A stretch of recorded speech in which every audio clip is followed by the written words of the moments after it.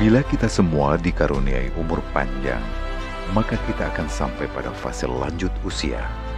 Namun tak setiap lansia dapat menjalani hari tuanya dalam kenyamanan. Banyak dari mereka yang masih harus berjibaku di tengah kerasnya kehidupan.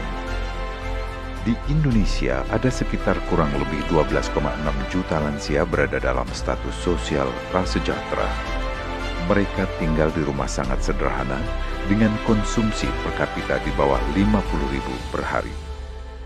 Fakta miris itulah yang melandasi berdirinya Lembaga Kesejahteraan Sosial Lanjut Usia Wisma Lansia Raden Rahmat di awal tahun 2018 lalu. Masa awal berdiri, Wisma Lansia menempati kediaman Ahmad Winarno selaku penggagas LKS LU Wisma Lansia Raden Rahmat. Di bangunan sederhana berdinding kayu berlantai tanah itulah unggah awal cita-cita luhur ditancapkan, yaitu memuliakan para lansia.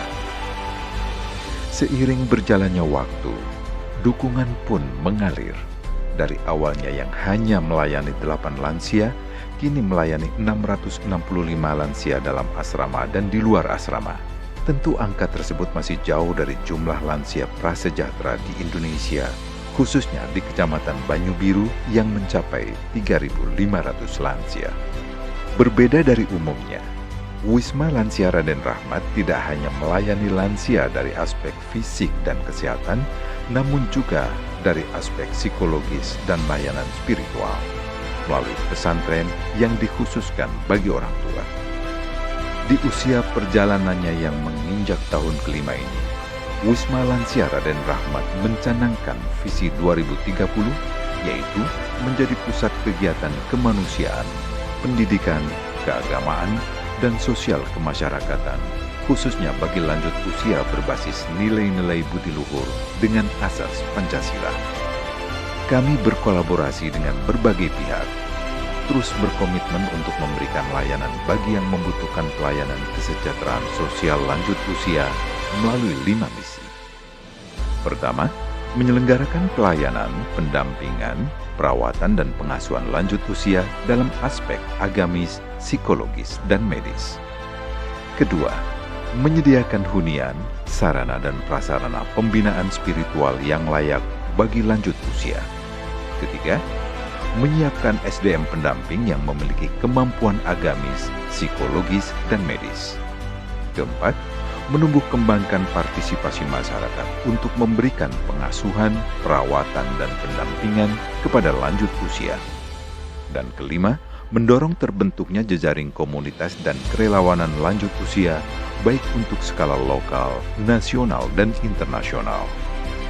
Mengingat terus bertambahnya lansia yang dilayani, saat ini LKS kami menggulirkan sejumlah program prioritas, antara lain jimpitan beras untuk lansia, wakaf asrama untuk lansia, pemberian makanan tambahan untuk lansia, bedah rumah untuk lansia, pemberdayaan ekonomi untuk lansia, layanan kesehatan untuk lansia, serta pembinaan dan pendampingan lansia.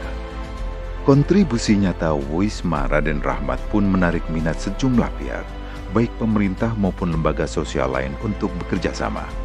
Berkat keberadaan LKS LU ini, maka Desa Gedong pada tahun 2019 lalu ditetapkan oleh Pemkab Semarang sebagai Desa Ramah Lansia, dan di tahun 2021 ditetapkannya pula sebagai destinasi wisata religi. Menyongsong terwujudnya visi 2030, Wisma Lansia Raden Rahmat terus berusaha berbenah diri serta memberikan layanan terbaik untuk lansia, yaitu menghantarkan para lansia lebih berdaya, sehat, dan bermartabat. Kami sadar kerja-kerja baik ini tak mungkin bisa meluas manfaatnya tanpa dukungan orang-orang baik. Kontribusi dan bantuan terbaik Anda semua merupakan suluh harapan bagi mereka. Jika bukan karena orang tua, kita tidak akan pernah ada. Mari sempurnakan iman kita dengan berbakti kepadanya, hingga sampailah tiba ketentuannya, berharap kelak pulang penuh bahagia.